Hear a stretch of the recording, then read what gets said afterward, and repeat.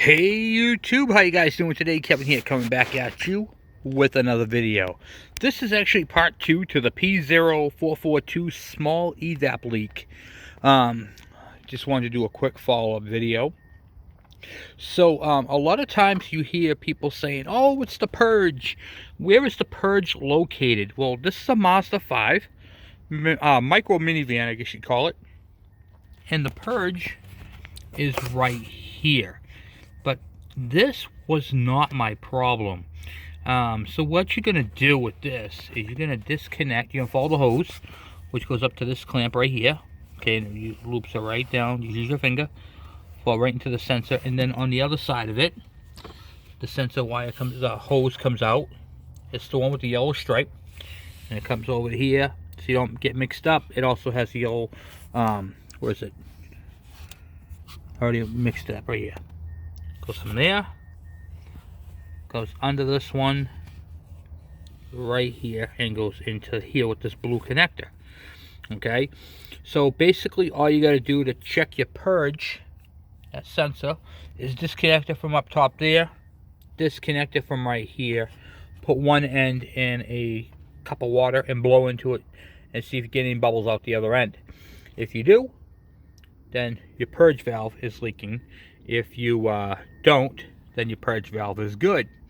And that right there is kind of when you plug your diagnostic tool in. That right there is really what it's kind of saying. That's your problem. And I found it's not always your problem. So I'm going to teach you guys a couple of things to look for on your vehicle. That's the quickest way to test that right there. It's only a 12 volt, so you can actually use a 12 volt jumper and jump that. You hear it click on and off, you know it's good. That right there is the original one for the car. I did not replace that. So in my first video I showed you guys that evap, what do you call it there, fuel tank vent valve. That was my problem, and I cleared the codes. But I want to show you guys a couple of other things to look for. Whenever you're working with evap basically, if you have a cup of fuel, you'll see like a haziness coming off of it. That haziness is the emissions. That right there, that vapor is what we're trying to contain. Okay, and the reason for that is it's bad for the atmosphere.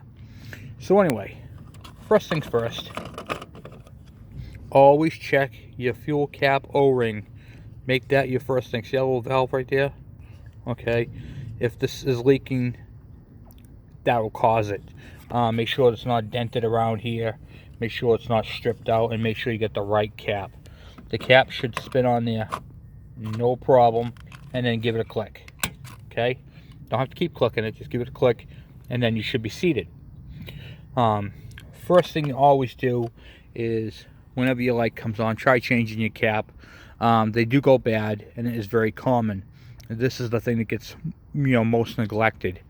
Okay, is the fuel cap. So check your fuel cap first, make sure it's sealing properly. The other thing is on these vehicles, or on any vehicle that might have a small evap leak, I'm going to stand back here and I want you to take a look. Do you see the tire? The tire is going to take the crud from the road and it's going to sling it up underneath here. Okay, what happens is they put calcium chloride on the roads. Okay, this road is crap, but they put the calcium chloride on the road instead of salt nowadays. And what happens is your fuel tank filler neck rots out. So check your fuel cap and make sure there's no rot or rust on your fuel tank filler neck, which is that tube where the cap screws into. It goes all the way down and goes into your fuel tank. And I'm not going to get under the car to show you that, but you guys can figure it out. It's just a metal pipe going up to your fuel tank, so when you put the gas in here, the gas travels into your tank. Okay, that's called the fuel tank filler. Okay, so as you can see, I do not have any check engine lights out. Now if you guys watched my last video, it said permanent code, and it had the p0442 on the diagnostic screen. So this is my Blue Point Micro Scan 3. Okay, so let's see if we can let's see if we can get that. All right, hold on. I'm going to close the door so I get the light out of there. All right, So then on this one right here, this does OBD2 and OBD1 vehicles. So I'm going to click on OBD. Here we go. Oh, nope, I don't want that. Hold on. I fat fingered it.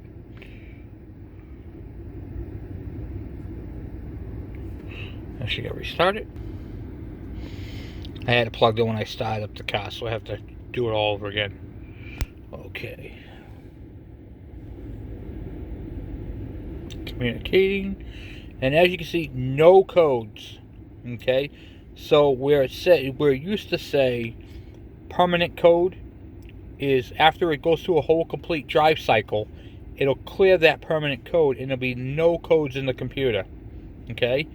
One of the things to get that code out is to run your fuel tank. See how I got 3 bars on the fuel tank? You're going to want to run it at 3 bars, or just under a half a tank, for about 75 to 100 miles. Okay, and that's pretty much it.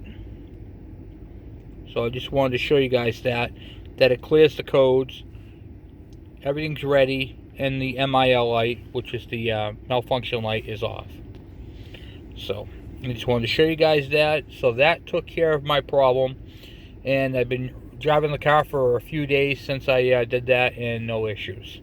So my problem was the canister vent valve, and I'm actually the cause of the problem, which is the other part of this video I wanted to talk to you guys about. These cars have a sealed unit all the way through and through. So it doesn't vent out to the atmosphere. It vents into the charcoal canister, and then it gets recycled. And then it takes those fumes that you saw, and it sucks them through a line all the way down the vehicle. That valve right there, the purge valve, opens up, and the engine vacuum sucks those fumes in through this hose, and it gets burnt and goes out the tailpipe. Okay? That's how it works. It literally takes that vapors that come off the fuel. So you get your liquid fuel, and then above the fuel you got your vapors. The evap system takes those vapors, pulls them through this hose, goes through the intake, into the engine, burns, and comes out your tailpipe. Okay? So that is exactly how that works. So, and by the way, let me show you real quick. This piece right here is your filler neck. Okay, that's the piece I was talking about earlier, but I had already closed the door. So that filler neck goes all the way down, and down bottom where the tire is, throwing crap up to it, you want to make sure that it's not rotted.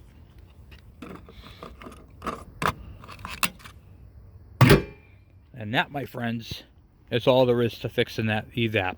So you don't really have a few things to check: gas cap, fuel tank filler neck, charcoal canister, which is underneath there where that vent valve is.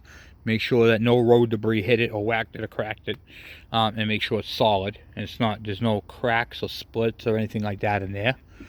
Your tube, your hoses, and your purge valve, and that's pretty much all there is to it. So hopefully that helps you guys with your diagnostics of your evap system. Evaps can be very, very pain in the neck to diagnose, So anyway, guys, I'm off for now. Thank you for watching. Thank you for subscribing. And hopefully this video helps you guys out with your diagnostics of the P0442. This is part 2. Thank you. Have a good day.